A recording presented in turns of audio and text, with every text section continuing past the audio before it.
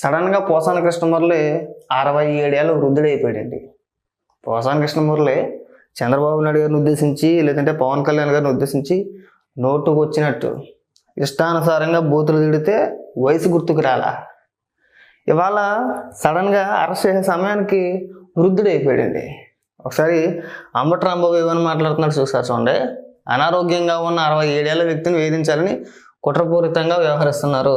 మీడియాలో మాట్లాడినందుకు పోసానిపై 16 కేసులు పెట్టారు. వీటిని మేము చట్టపరంగా ఎదుర్కొంటాం. నీకు అసలు సిగ్గుండాలి అసలు అంబటి రాంబాబు. మీడియాలో మాట్లాడినందుకు పెట్టేస్తారా కేసులు? నువ్వు మాట్లాడుతున్నావు కదా పొద్దున్న నుంచి సందాల వరకును. నువ్వు మాట్లాడుతున్నావు, మిగిలిన వైసీపీ నాయకులు అందరూ మాట్లాడుతున్నారు. మాట్లాడితే కేసులు పెట్టరండి.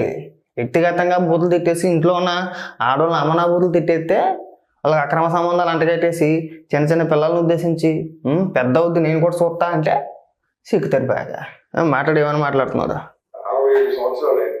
67 కాబట్టి 90 ఉంటాయి.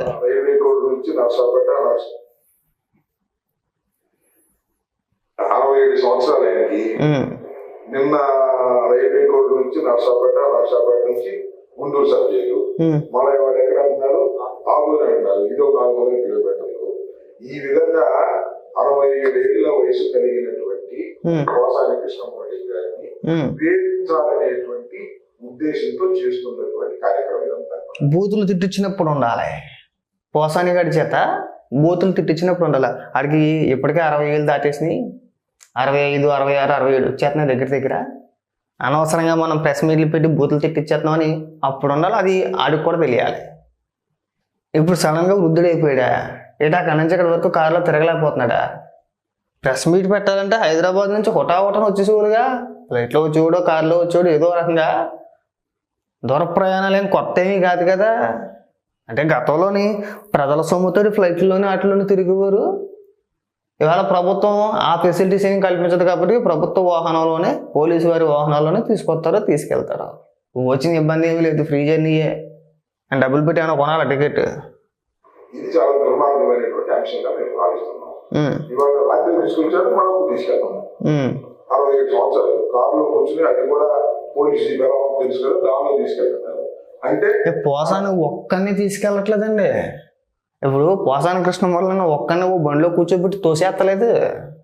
పోసాని కృష్ణమురళితో పాటు పోలీసు అధికారులు కూడా అదే కారులో ప్రయాణం చేస్తున్నారా లేదా? వాళ్ళు మనుషులు కాదేటి? లేదంటే పోసాని ఒక్కను బండి ఇచ్చేసి వెళ్ళిపోయి నువ్వు అక్కడికి వచ్చి మేము అక్కడ ఉంటామని చెప్తున్నారా? అదే పోలీసు వాహనంలో అధికారులు కూడా పోసాని కృష్ణమురళితో పాటు వస్తున్నారు కదండి. దానికి ఏమైనా పోసాని పని చేయని దిగొచ్చేదా? మరి స్పెషల్గా ఏమైనా వెహికల్ కావాలా? ఏమైనా డిమాండ్ చేయబోయేవా? ఏ రేంజ్ ఎవరో, ఏ ఆడియో, ఏ బిఎండబ్ల్యూనో, లేదంటే స్పెషల్గా ఏమైనా హెలికాప్టర్ని పెట్టించమంటారా? అవతల మాట్లాడడానికి కూడా సిగ్గుండాలి అంబటి రాంబాబు. అనారోగ్యంగా ఉన్న వ్యక్తిని వేధించాలనేటువంటి కుట్రపూరితంగా వ్యవహరిస్తుంది. మొత్తం 16 కేసులు పెట్టారని తెలుస్తుంది. ఒకే అంశం మీద పెట్టారనేది అంటున్నారు. దాన్ని పరిశీలన చేయడం జరుగుతుంది. జనరల్ గా ఇలాంటి కేసుల్లో 7 ఏళ్ల కన్నా తక్కువ శిక్ష పడే సెక్షన్స్ ఇవ్వాలి. 41A ఇచ్చి వదిలేస్తారు జనరల్ గా. కానీ రిమాండ్ వేసి జైలుకి పంపడం దీన్ని ఎట్లా చూస్తారు? ఇదంతా చెప్తున్నారు కదా, దిస్ ఇస్ ఇంటెన్షనల్ గా పోలీస్ వ్యవస్థ ప్లస్ లోకేష్ ఇద్దరు అనుకుని కుట్రపూరితంగా చేస్తున్నటువంటి అంశం. లేకపోతే ఒక వ్యక్తి మీద ఏ అంతర్జాతీయమైనటువంటి నేరం చేశాక 16 కేసులు, మీడియాలో మాట్లాడినప్పుడు 16 కేసులు పెట్టారు. ఏమైనా మాట్లాడాడు చెప్పొచ్చు కదా. మీడియాలో మాట్లాడాడు కరెక్టే. ఏమైనా మాట్లాడాడు కూడా వివరించి ఒకసారి. నీ నోటితో వినాలని ఉంది. ఒకసారి మీ కుటుంబ సభ్యులు వినిపించి అయ్యే మాటలు, అవే వీడియోలు చాలా సోషల్ మీడియాలో ఉన్నాయి కదా. ఇదిగో పోసాని కృష్ణమురళి మాట్లాడింది ఇది, అందుకుగా నేను సమర్థిస్తున్నాను. సమర్థించవచ్చా సమర్థించకూడదా?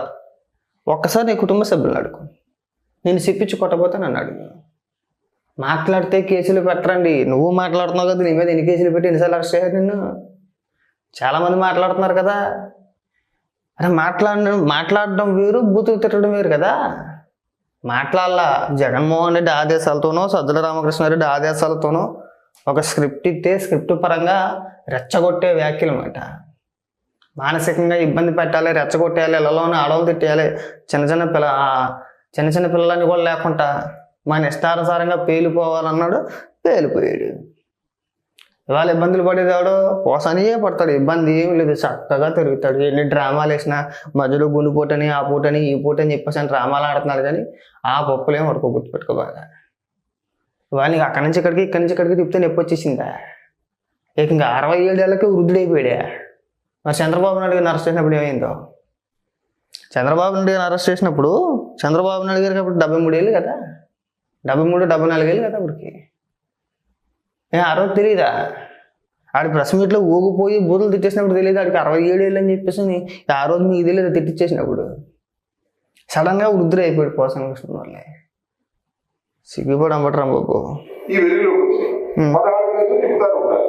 ఒక 2-3 నెలలు ఆయన అరెస్ట్ చేయాలనేటువంటి ఒక దురుద్దేశంతో కుట్రపూరితంగా లోకేష్ గారి నాయకత్వంలో పోలీసుల నాయకత్వం జరుగుతున్నటువంటి కార్యక్రమం. అవును, రెడ్ బుక్లో ఎవరి పేర్లు అయితే ఉన్నాయో, ఎవరైతే చట్టాన్ని గౌరవించకుండా ఇష్టానుసారంగా రెచ్చిపోయారో వాళ్ళందరినీ మేము పనిష్ చేస్తామని చెప్పేసి నారా లోకేష్ గారు ముందే చెప్పారు.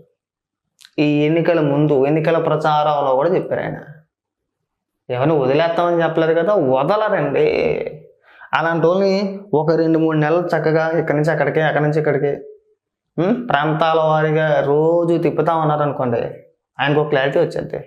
ఉద్రబాబు రాజకీయాలు మనకి ఒకవేళ రాజకీయాల గురించి మాట్లాడినా సరే పరిధి ఒక లైన్ గీసుకొని అక్కడ వరకే మనం మాట్లాడాలి, అక్కడ వరకే మనం విమర్శించాలి, కానీ అంతకు మించి మనం రాలిపోకూడదు, అంతకు మించి మనం పేలిపోకూడదు. ఇవాళ అధికారంలో ఉన్నాం, మరి పొద్దున్న ఎలా ఉండొచ్చో తెలియదు.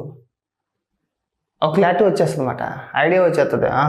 మళ్ళీ ఒకవేళ ఇన్ కేసు ఎప్పుడైనా సరే మాట్లాడాలి అనుకున్నా సరే మాట్లాడలేడు, అంత సాహసం చెయ్యడు మాట. లేదు ఇప్పుడు సింపుల్గా బెయిల్ వచ్చేసింది అనుకో, ఏముంది ఇంతేనా, ఇంకా రెచ్చిపోతాడు. ఆ సినిమా లేకుండా ఖచ్చితంగా పోసాని కృష్ణమురళి గారు కానీ, బోరుగడ్డ అనిల్ గారు కానీ, ఇంకా కొంతమంది నాయకులు కానీ ఎవరైనా సరే బయటకు వచ్చిన తర్వాత రాజకీయాల గురించో లేదంటే ప్రభుత్వం పైన విమర్శలో చేయొచ్చు, కానీ వ్యక్తిగతంగా ఏదైనా ఒక మాట మాట్లాడాలంటే పోసుకోవాలి.